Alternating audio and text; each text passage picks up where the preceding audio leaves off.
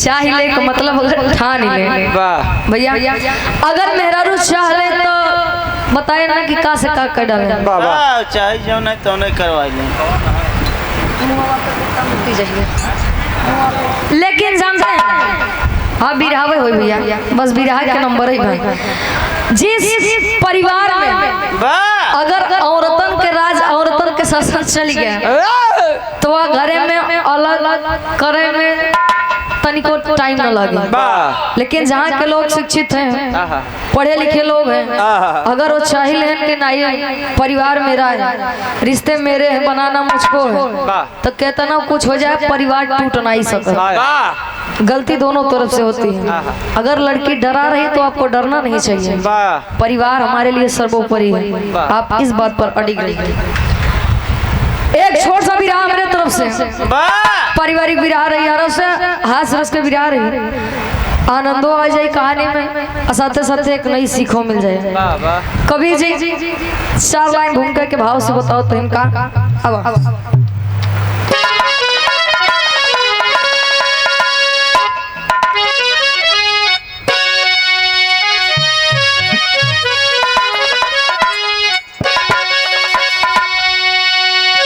अरे मतलब के दुनिया है मतलब के साथ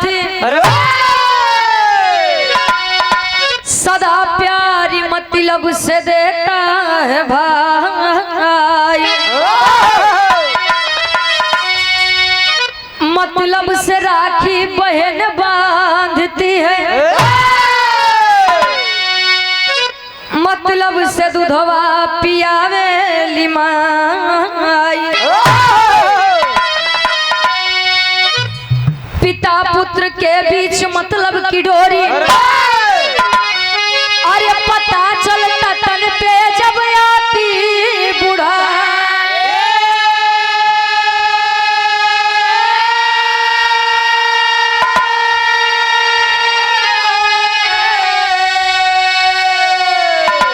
तो लेते विरासत वरासत में सारी तरुची गया बचिया मतलब से भाई।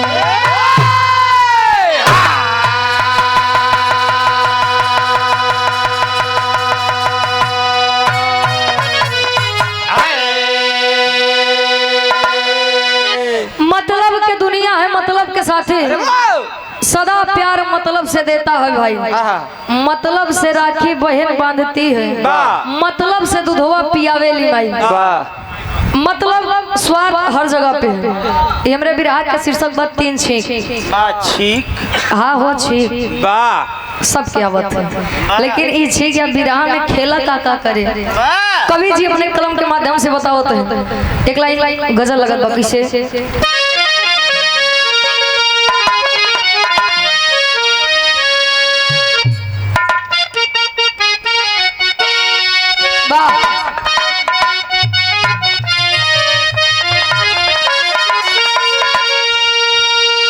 कोई हमरा ही कहता है परवरदिगार अल्लाह से का कहे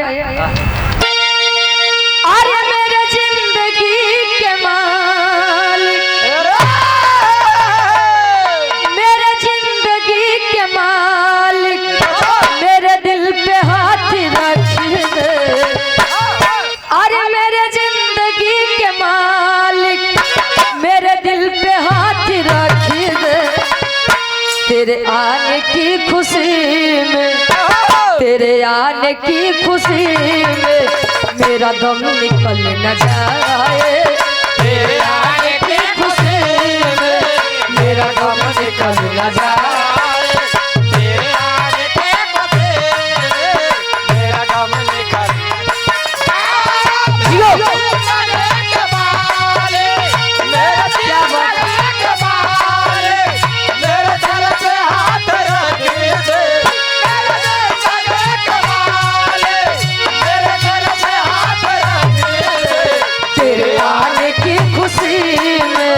तेरे आने की खुशी में मेरा दम निकल न जाए तेरे आने की खुशी में मेरा दम निकल न जाए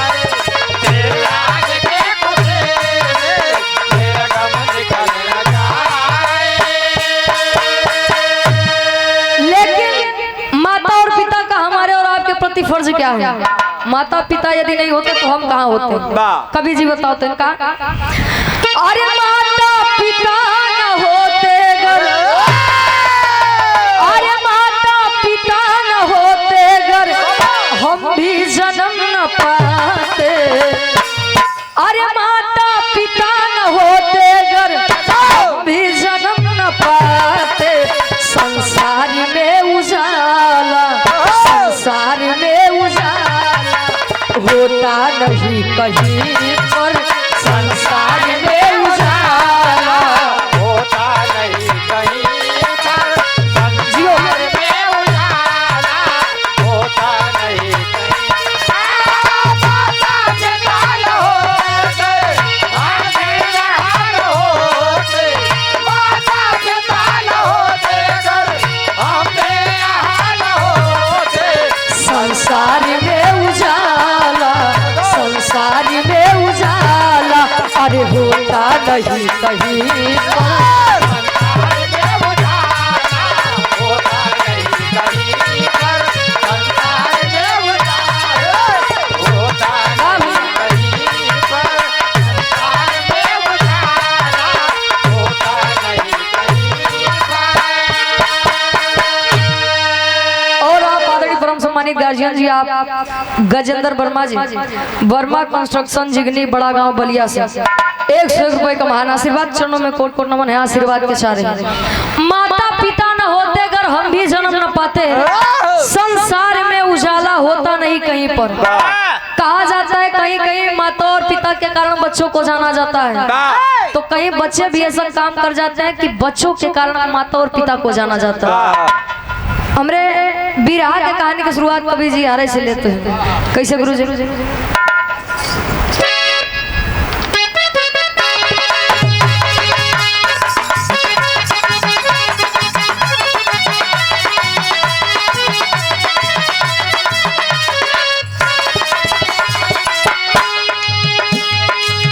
एक था गांव जहां एक वृद्ध रहता था।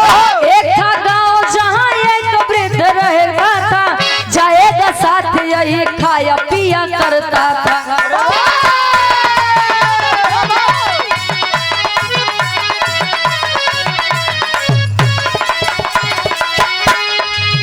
नाम तक सुनपाल किसी की नहीं सुनता था। चादर बुढ़ाई का यादर के साथ बुनता था।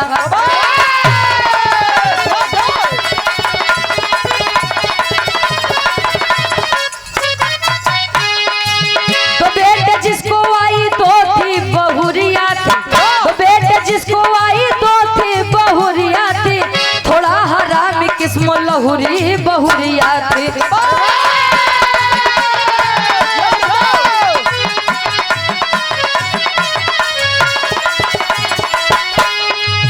एक दिन कही अपने पति को बुला करके, एक दिन कही अपने पति को बुला करके, एक दिन कही अपने पति को बुला करके, एक दिन कही अपने पति को बुला करके, जहाँ भी जाओ अपने पिता को खिला करके।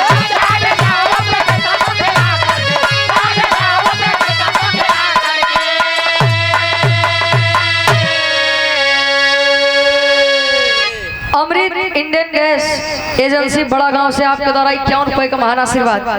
कहानी के तनी आप लोग सुन ला, समझ ला। आसान और पूर्ण विश्वास बा कहानी शीशा के जैसा साफ हो जाए।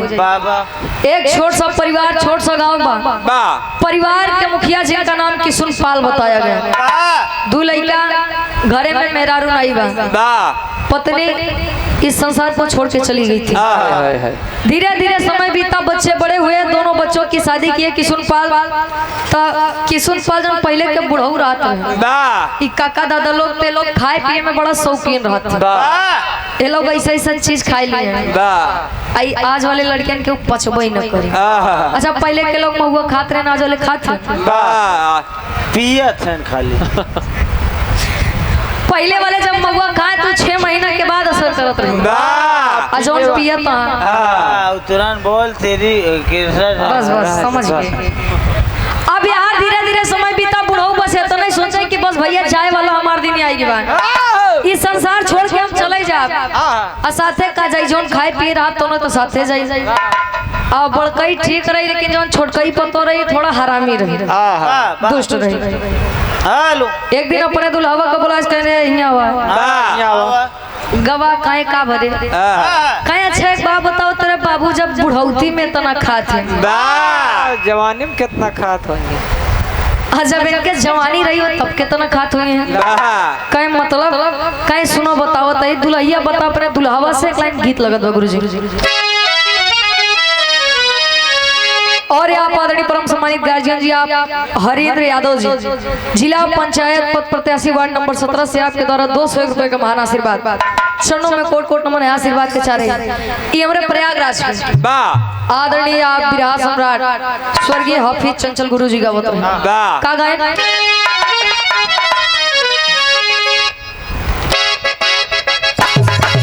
जियो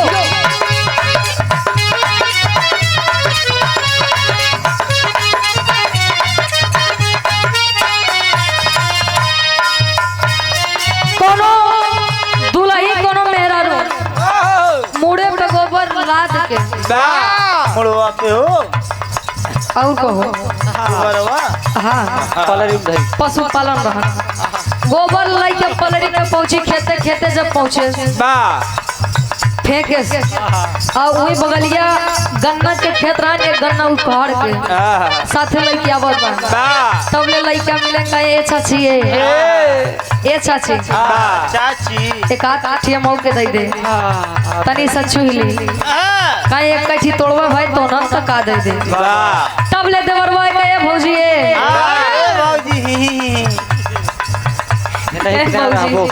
तनी से हमो के दे तनी से हमो लोग गन्ना के आनंद उठा ली कहीं जाता ना खेत बा जाई के तोड़ लिया उतना नहीं। अच्छा घरे पहुंचे तो बुढ़ऊ ना बैठा बा मोहे में दांत नहीं बकाए पतोहिया ये दुल्हे तनी के हमो के दे दे काहे एक खियूख बा मांगे वाले इतना जने आ केका दी समझी नहीं आवत तब ले बुढ़ऊ कहे जैसे खाती तैसे ने बांट दे कुल आई जाई बुढ़ऊ ना बतावे का क्या बात है ऊपर के तोड़ के लाड़ी कावन के दैदा ऊपर के तोड़ के लाड़ी कावन के दैदा ऊपर के तोड़ के लाड़ी कावन के दैदा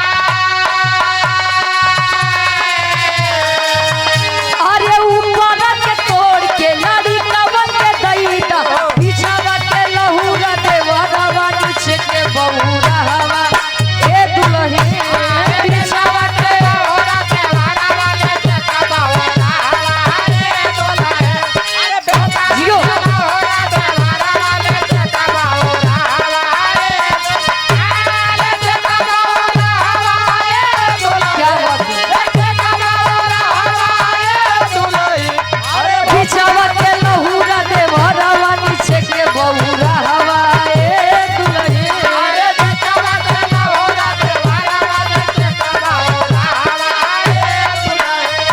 लेकिन गौर करिया ऊपर तो है अपने दुल्हा से कहा बा और तब ले बुढ़ौना दीवार के पीछे से कुल बात सुनत बा दुल्हिया बतावे अपने दुल्हावा से कहा अरे मारी कब बूढ़ावा हो छोड़ी कब दुआरवा मारी कब बूढ़ावा हो छोड़ी कब दुआरवा मारी कब बूढ़ावा हो छोड़ी कब दुआरवा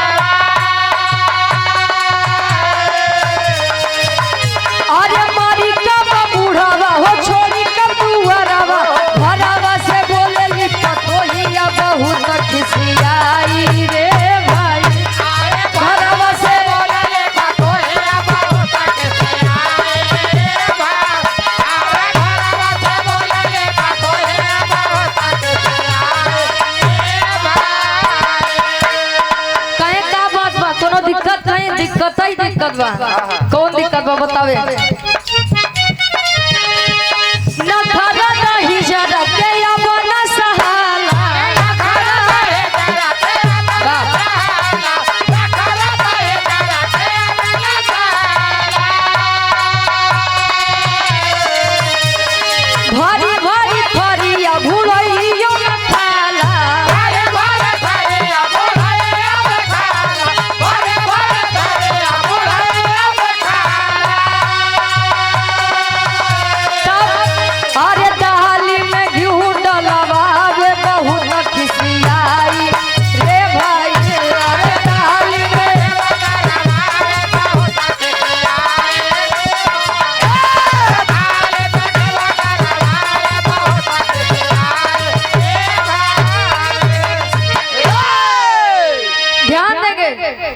छोटी बहू अपने पति से कह रही है किशुनपाल के बेटे से, हमका नहीं पता रहा कि तोरे बाबू इतना खात है, दिनों रात बस नहीं के सेवा में लगा रहा, इतना इनकर अब नहीं बाटे हाल कि बुढ़ौतियों में इनकर दाल के साथ तो घी चाहिए, कतनो चटनी चाहिए। हाँ या चार पहले मांग ले ही धर्म की हमारी बड़ी बहन है आप नीतू वर्मा जी, स्वर्गीय दादी की आप नातिन है। आपके द्वारा इस भाव को समझते हुए 101 रुपए का महान आशीर्वाद। अब इतनी बतिया किशुनपाल सुने तब ले किशुनपाल देखत बा, यही सबसे बड़ी कमी होती है, केवल मेहरारू के दोष दे से कुछ नहीं होता का। अब इतनी बतिया किशुनपाल सुनत बा, ओकर लइकवा बस खड़ा होई के सुनत बा कि जौन दुल्हन के कहा जातो ठीक ही कहा बा, हमार दुल्हन पता ना नहीं हरे इतना काम करे होई कि ना करे होई, हमारे बाबू इतना खटावत है नो का। इतनी बतिया जब किशुनपाल देखे कहे वाह बेटा वाह, मेरी बहू दूसरे के घर से आई थी, मैं इसका पिता नहीं हूँ, कम से कम तू तो हमारा लड़किया रहा, तो कत हमरे कही थी बोले के रहन कि नहीं बोले के रहन, तो के सोचे चाहता तब बुढ़ऊ करत है का खाटी इलाहाबादी तर्ज लगत बा।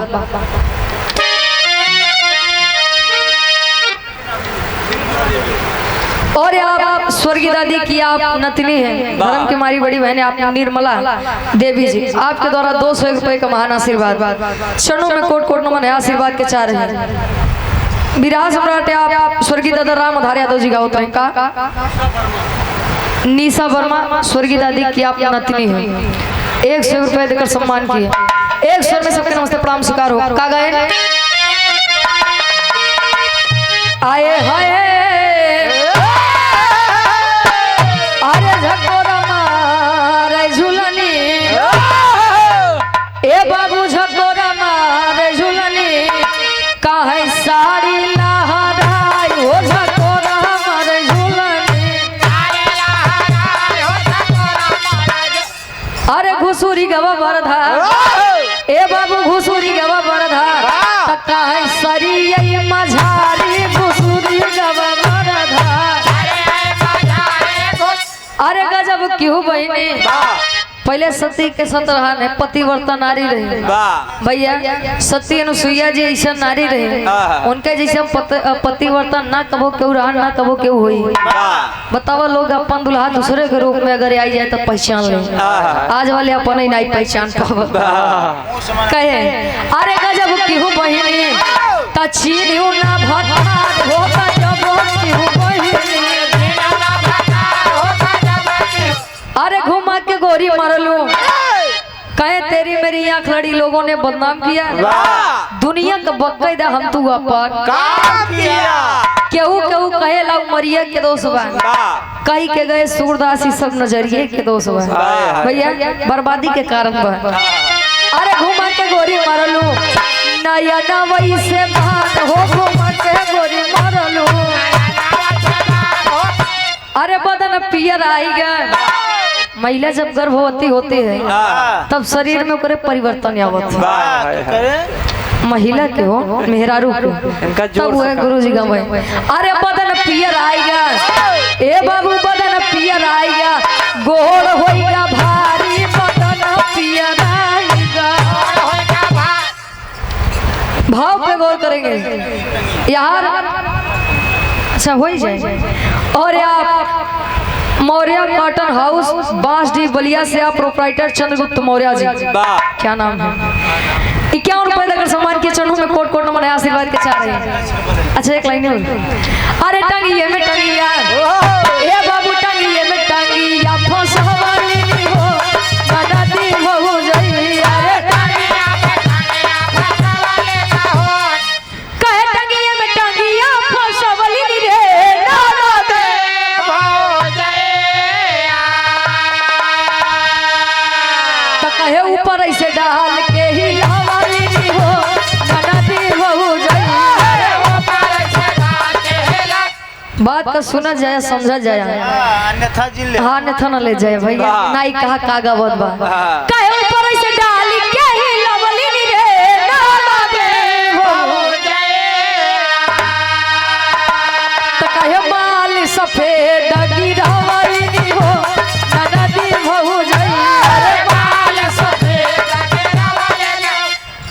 समय में तो देखा था ढेर आटा की चल गई बा, लेकिन पहले के समय में काकी दादी लोग भोरहरिया 4 बजे उठ के जाता पे जब गेहूं पीसे बैठे लई के गेहूं तो वही टांग से टांग सटाई ले भैया रहा तो दूरी दूरी है।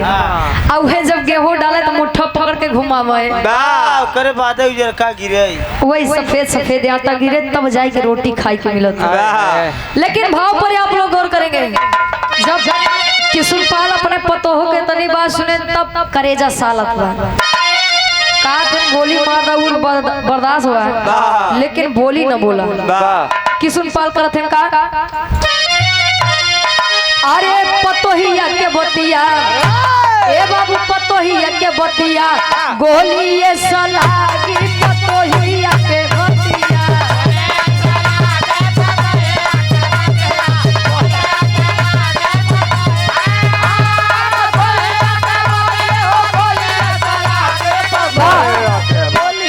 गोली ये सलागी पतोहिया के बतिया।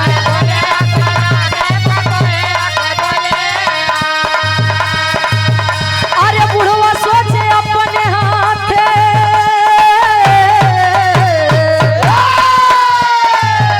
अरे बुढ़वा सोचे अपने हाथे खुद के ले दागी पतोहिया के बतिया गोली ये सलागी पतोहिया।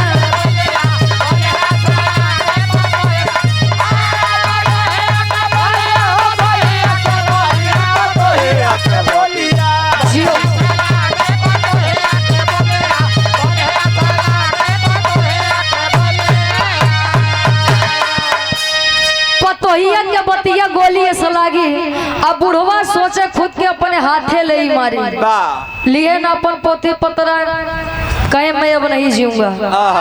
क्या मतलब है इस संसार में रहने का, जे करे खातिर में तना कुछ कर डाले हुए हमार बेटवा हमार नहीं हुआ। ये सुनाई से पहले हम मर काहे नहीं गए, काहे नहीं मर गए।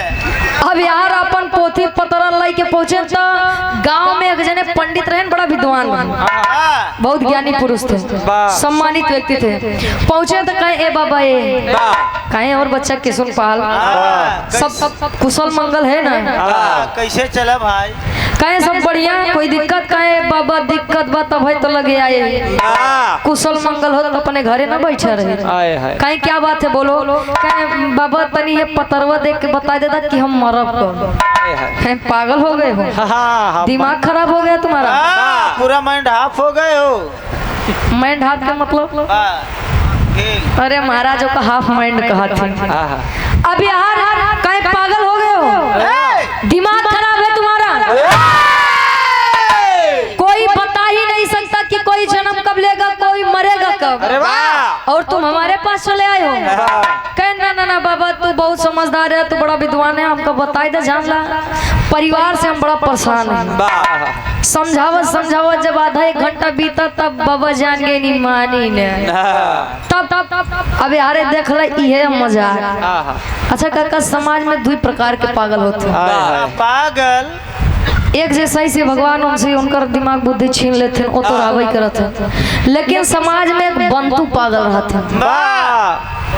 बंतु पागल का मतलब जाना था, वो देखा था कि तू क्या करता है। अब ये कहीं काश डब्लू भैया क्या करता है, भैया कहीं क्या करता है, देखा था हारमोनियम बजावता है, लेकिन क्या करता है एक कहते बंतु पागल जे बना ठाना पागल है। अब जब जब समझाए पंडित जी एकदम परेशान हो गए, कहीं ना नहीं मानेगा, कहीं सुन बता रहा हूँ तेरी मृत्यु कैसी होगी, बताओ तनका।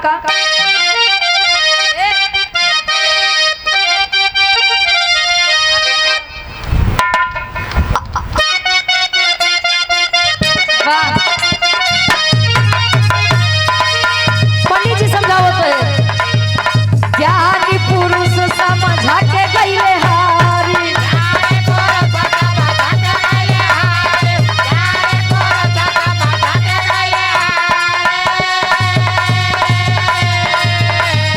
आखिर में पतरा देखेले ब्रह्मचारी।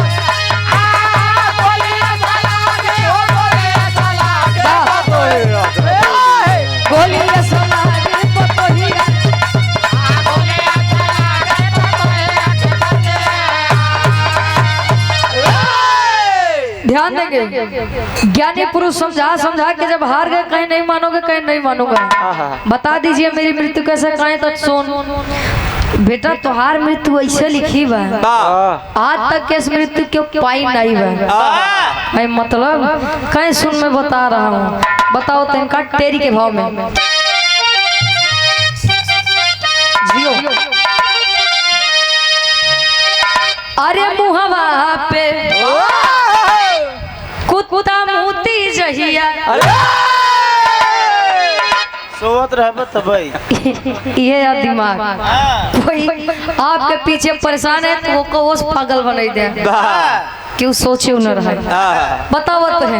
अरे मुहवा पे कुत्ता मोती जहिया, ते आई दिन छीक वही दिन में श्वासा छूट लिया रे हो, छूट लिया रे हो, छूट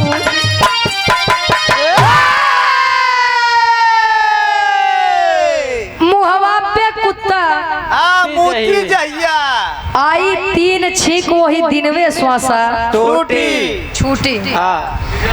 और आप इस भाव को समझते हुए युवा छात्र नेता टीडी कॉलेज वार्ड नंबर 17 के आप भावी प्रत्याशी हैं चंद्रगुप्त मौर्य जी, आप गार्जियन जी के द्वारा इस भाव को समझते हुए 101 रुपए का महान आशीर्वाद।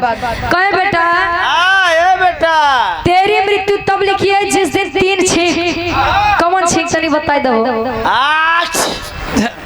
यही छींक, यही छींक यदि तीन आपको पूरी हो जाए और तीन छींक पूरी होते मान तो तू समझ ले बेहोशी की हालत में आ जाब, तोरे मूर्छा आ जाए, ऐसे लंबा लंबा पड़ जाबे, आ जौने दिन आ जाए कुकुर आई के तोरे ऊपर अगर सुसु कह दे बाबा जान ले तू गए बेटवा तू जान ले मर जे तब ले, अब बुढ़ोना सोचत पर रे ऐसा मौत तो के को होबे न करी, अगर ये मौत लिखी बात हम तो कब मरबे न करब, तीन छींक ना हम तीन छींक रोक ले बात छींक पूरी न होए तो मरब कैसे। अब यार खुशी खुशी में अपन पोती पत्रा उठा कहे आवा तेरी माँ मरे के सोचत रहो, आ तो तोरे दुआरे और बैठे और खाबी और परेशान कर, अब इतने में बुढ़वा आज घरे तो दूठी बैल बांधा रहे, अब बैल यानी बर्धमान का देखे कह ले ये यार मनावत है कि मर जा मर जा मर जाते ना हमारी गिरस्ती नाश कर दी,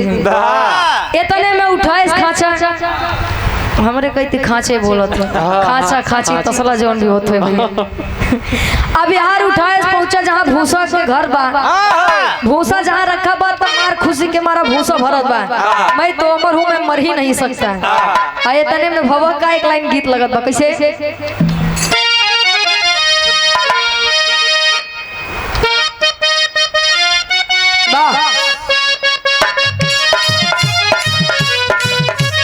क्या बात, कहते हैं प्यार करना कोई गलत बात नहीं है, लेकिन प्रेम पाक और पवित्र होना चाहिए। काहे का दादा अरे प्रेम नहीं करे रहे, कैसे हो सब खुरपी निशान लगाई लगाई किए रहे, काहे बरे कहाँ जब छाए आ जाए तो क्या हो, अच्छा ये जानकार है, प्रेम पाक और पवित्र होना चाहिए भैया, लेकिन आज के समय में उस सब से एकदम हेराई बा, और प्यार का सबसे अच्छा रिश्ता दोस्ती का होता है। लइको बतावे का दिल लगी ने दी हवा, थोड़ा सा धुआं उठा और आग जल गई, दिल लगी ने दी हवा, थोड़ा सा धुआं उठा और आग जल गई, दिल लगे लगे हवा, थोड़ा सा धुआं उठा और आग जल गई, दिल लगी ने दी हवा, थोड़ा सा धुआं उठा और आग जल गई, तेरी मेरी दोस्ती, तेरी मेरी दोस्ती प्यार में बदल गई, तेरी मेरी दोस्ती प्यार में बदल गई, तेरी मेरी दोस्ती प्यार में बदल गई, बाबा तेरी मेरी तेरी मेरी दोस्ती प्यार में बदल गई, तेरी मेरी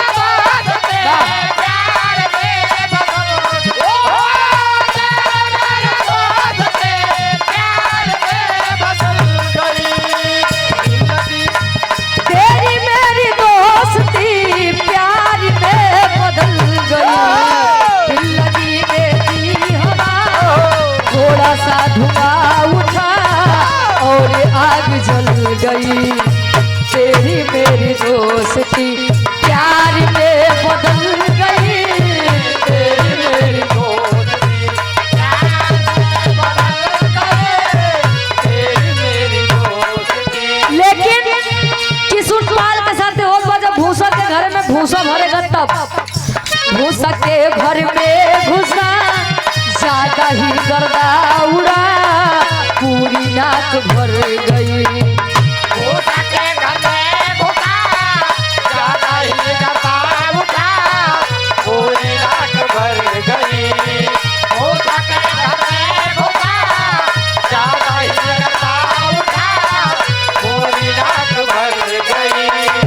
भूसा के घर में घुसा ज्यादा ही गर्दा उड़ा पूरी नाक भर गई। देखते ही देखते देखते ही देखते छींक वार कर गई। देखते ही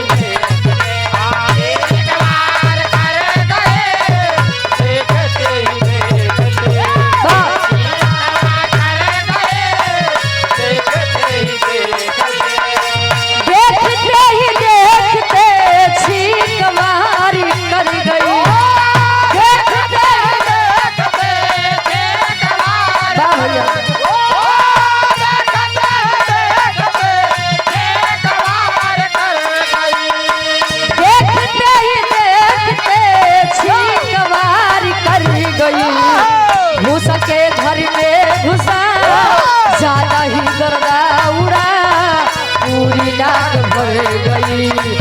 देखते ही देखते छींक वार कर गई। देखते ही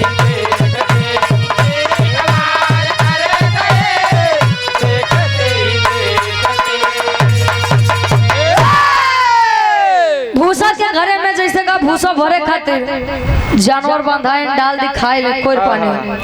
आ जब देखते हैं कि भूसा जब इंसान भरत है तो ओकर जो कुनाई होत है गर्दा उ जब नाकी में आवत है तो जाहिर से बात बता ये गदाई छी अब पता लगा एक आध क्विंटल भरत बता ना धाय धाय हां तो 10 बार छींकी आई। अब यार भूसा भरत खुशी में कुल भूल गया। और तब ले कुनाई के गर्दा जब नाकी में गा तब ले एक छीके एक छीक जब आए अब इतने में पटक के खांची बैठ गया। अरे बाप सोचे रहे कि 3 छीके का पूरी जिंदगी बचाई के रखबई तो पहले छीक उतई में वार कर गई रे। अब यार अच्छा भूसा लेके आए कहीं चला जाबे तो 2 छीक बचेबे। अबे मरब न आए बैल का चारा पानी देहन बैठा है तब ले तुलैया कहे बाबू ए बाबू तो का कोनो काम नहीं रहता कहीं काहे रे कहे कि गेहूं रखे बाटे पिसावे बोदे जाई को कब पिसाई के बाद तबे राती का रोटी मिले नहीं तो ऐसे बैठा रे काहे करे ते बुढ़ौती में हमसे काम करौबे। अब यार अच्छा पतोहिया बोलत बताब ले अच्छा ठीक लदवा जाते हैं अब साइकिल पे जैसे गेहूं का गठरी रखन तब ले पहुंचत हैं तब होत का गुरुजी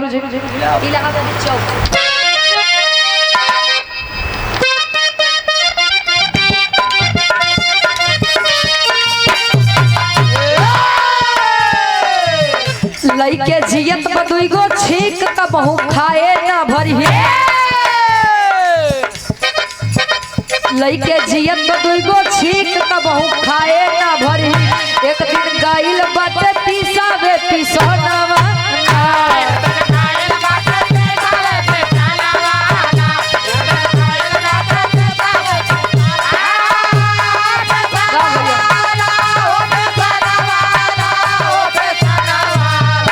एक दिन गाइल बाटे पिसावे पिसोनावा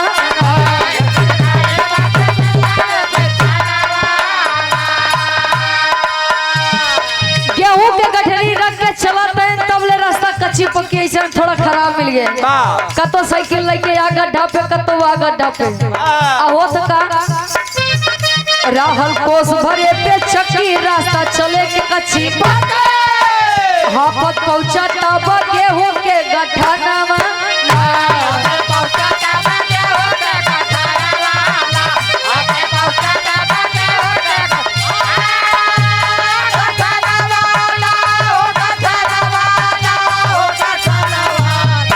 हाफत पहुंचा तब गेहूं के गठनावा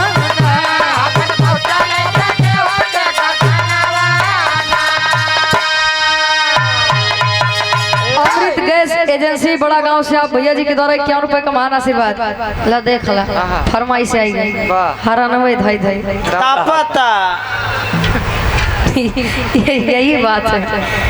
ए भैया बस बिरहा एकदम करीब में बहुत करे बाद आप वाली फरमाइश हो जाए। अब यार रास्ता कच्ची पक्की बा कतो बुढ़ऊ यार गड्ढा में साइकिल लेके जाए तो कतो वा गड्ढा में। अच्छा गर्दा जब उड़ा तो नाके में आए तो दूसरी छींक आई गई। अब जब दुई छींक आई गया तब सोचत बा लागत बा कि अब हम घरे लौटी न पाऊ। दुई छींक आई गई एक कठी बची बाई हो अगर आई गया तो कुल ना सही बा। अच्छा पहुंचन जवन आदमी हर गेहूं पीसत बा कहीं ये बेटवा बड़ा दूरिया से आए बाटी तनी से हमारे अटवा गेहूं पीस देता न नहीं प्याज हमार पतो हमका खाना खाई के न दे। अच्छा बुढ़ऊ का देख के लड़का दवाई दयाई के कहे छलावा पीसत बा तब ले जाई के मुंह बाई के लखत है। आ जब लखत है तो यार जब पीसे गर्दा नाकी में गत ए बाबू तीसरी छिकिया जब तीन छींक आई गया तब अपने आप एकदम मूर्छित हो गए लेट गए। भैया एकदम भवा कुछ नहीं बा लेकिन मन में एक वहम था कि पंडित जी ने बताया था कि तीन छींक आए तो हमारी मृत्यु नजदीक आई जाए। अब तीन छींक जैसे पूरा बात तुरंत ऐसे लेट गया तब ले भवा का एक कुकुरी आवत बा आवत पहाड़ के भाव में कवि जी लिखते हैं कैसे काला वाला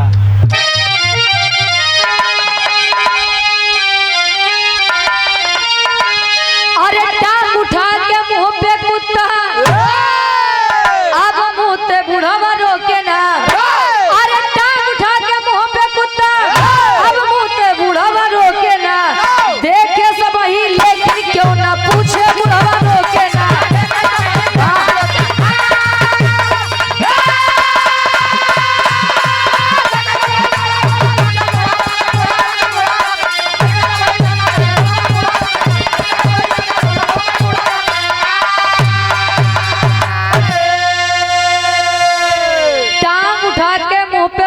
मुँहते बुढ़वा रोके ना देखे सब वही लेकिन क्यों ना पूछे बुढ़वा रोके ना। अब लेटा बा तब ले करिया करिया कुकुर आए ब्लैक डॉग आ गया। जब आए तो टांग उठाई के किशोर पाल जी के मोहे पे अपन खेला चालू। अब बुढ़वा ना कुछ बोलत बा ना डोलत बा शांति से बस बैठे लेटा बा। अब सब देखते है ना रे ई कैसन बुढ़वा बा के करे ऊपर कुकुर ऐसा काम करत बा ई सनकत है ना बा यहाँ कतिसवा कति नहीं होत बा। तब ले किशोर पाल समझावत है का समझाए ना कुकुरे का करे अरे माते कुत्ता खाली हुए गए आटा के पास हो मुंह से बोरी लगे फाड़ने दादा हुए निराश हो। अरे मैं तो मरा हूँ कोई इनको अब रोके बुढ़ावा रोके ना। अरे मैं तो मरा हूँ कोई इनको अब रोके बुढ़ावा रोके ना। देखे सब ही लेकिन क्यों ना पूछे बुढ़ावा रोके ना।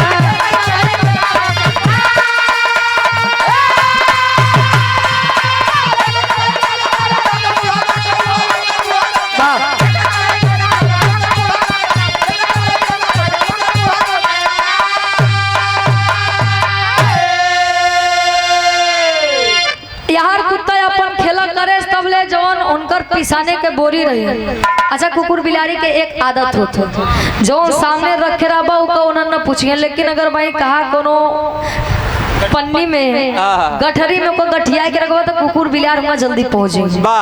अब गठरी के लगे पहुंचे लगे मुहे से बोरी फाड़े पिसान खाए लगा तब ले बुढ़ो कहा बारे यार हम तो मर गए ही लेकिन कम से कम क्यों इतना तो लायक हो जेका रोक देते हैं बहन मैं तो मर गया हूँ कोई इनको रोक देते हैं। तब ले आए कहे ए बाबा अच्छा ही बतावा तू कौन खेला फाने है बोला कहे का हो कहे तू मर गया है कि जिया था मरे तो ही नहीं समझ में आता है। आप जीवित हैं आपके ऊपर कुत्ता ऐसा काम करके चला गया आप लेटे हैं तो हार गेहूं के गठरी उफारत बा कम से कम अब तो बोल रहा है। कहे ना बेटा ना मैं जिंदा नहीं हूँ मैं तो मर गया हूँ। कहे हैं कहे मर गए हो कहे कि हाँ बिल्कुल पंडित जी बताए थे कि 3 छींक और कुत्ता जब ऐसा काम करेगा तो मैं मर जाऊंगा। कहीं अच्छा तू ऐसा पहला मुर्दा है जो मरे के बाद बोलत है। पागल बना रहे हो, दिमाग खराब है तुम्हारा। कहे नहीं बेटा नहीं, तुम नहीं जानते हो, अभी तुम्हारी उम्र छोटी है, तुम बहुत कच्चे हो। सो जाओ। कहे तुम नहीं जानते हो। कहे एक काम कर, हमरे घरवा तनी खबर भेजवा दे कि तोहार बाबू किशुन पाल मर गए, तनी से कफन उफन ले आवे। अब लाश कैसे लवारिस छोड़वा। अब धीरे धीरे बात फैलत फैलत कुल बाजारे में फैल गए तो लोग इकट्ठा होए लगे। जब इकट्ठा भए तब होत का आल्हा के भाव में कवि जी प्रमाण देते हैं।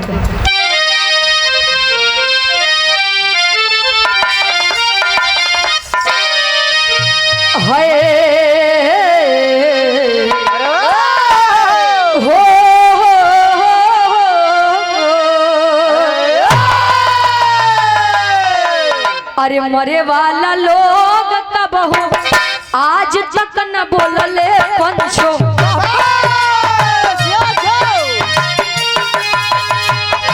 कैसन ई मुर्दा जकरे निकाले आवाज।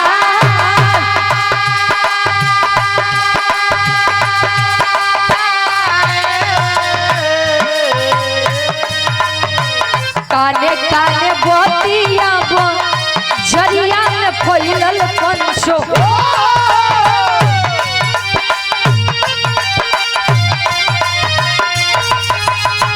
लोग बटुराए लागल अधिक में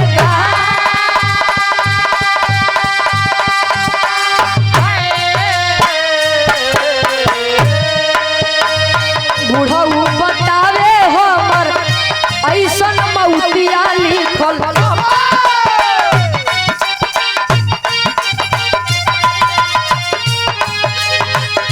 पतरा में देख के बताए सिर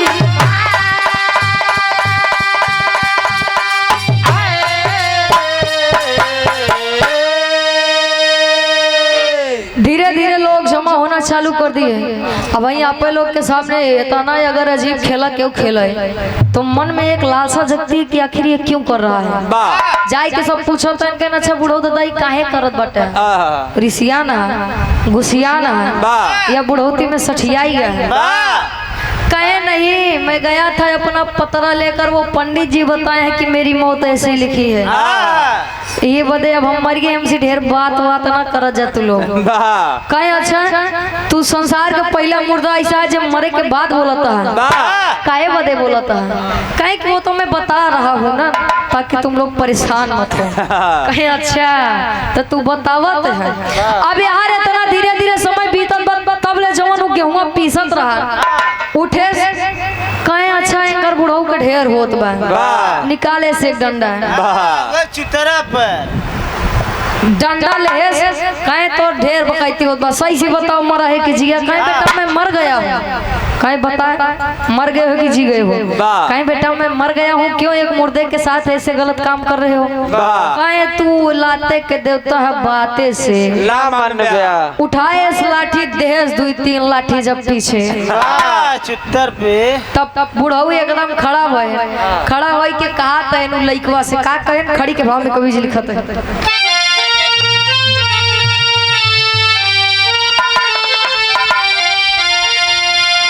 पिछवाड़े पे जोर से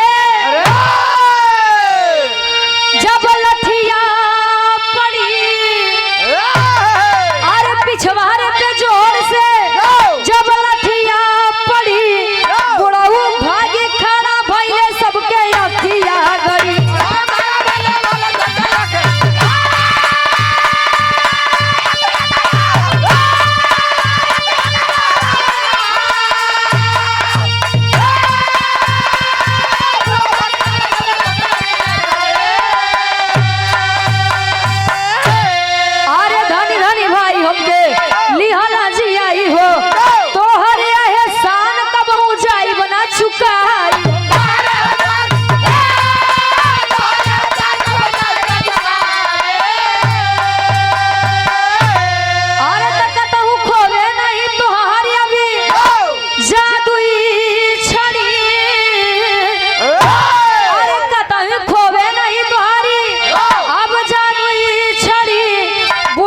भागी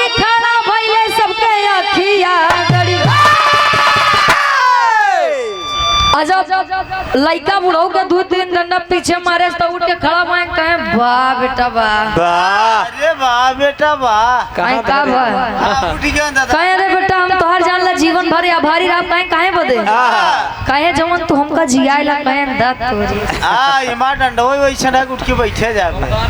कहे तू का चाहता मेरे ही नहीं समझ में आवता। कहे बेटा मैं मर गया था तुम्हारे पास चमत्कारी डंडा था तुमने उस डंडे से हमको जिंदा कर दिया। मैं पूरे जीवन तुम्हारे साथ जो कहोगे वो करूंगा लेकिन बेटवा एक बात हमार मान लिया। कहे का मान ली कहे बेटा जब जब मैं मरूंगा तब तब ये डंडा लेकर आना हमारा 2-3 डंडा लगा दिया हम फिर से जिंदा हो जाए। वो पछवाड़े लगाए। हाँ ये तोहार जादू डंडा तो सी अलग ना होई के चाहिए। कहानी का निष्कर्ष कवि जी बता रहे हैं कि समाज जिस गर्त में डूबा जा रहा है एक उबारे भैया कम से कम 2 से 3 पीढ़ी ऐसे नहीं चला जाएगा।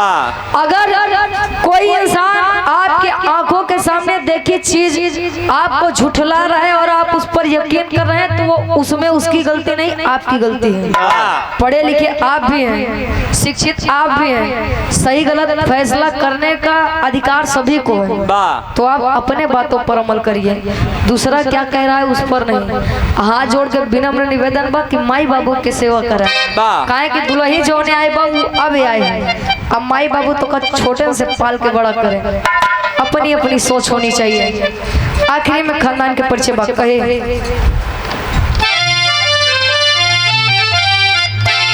गुरु बिहारी गुरु गणेश गुरु रामलाल की प्रिय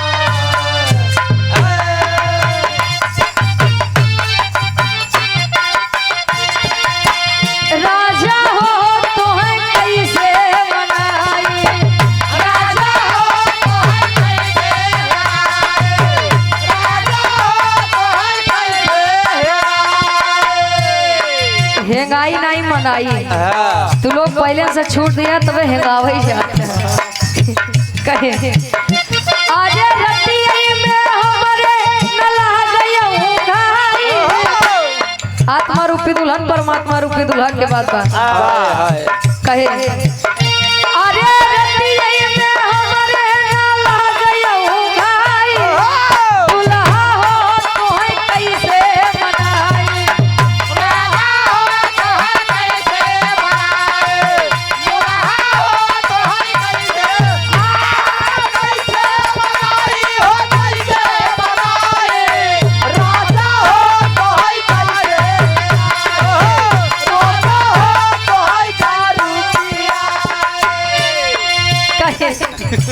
बीता बल पनवा तैयार गए जवान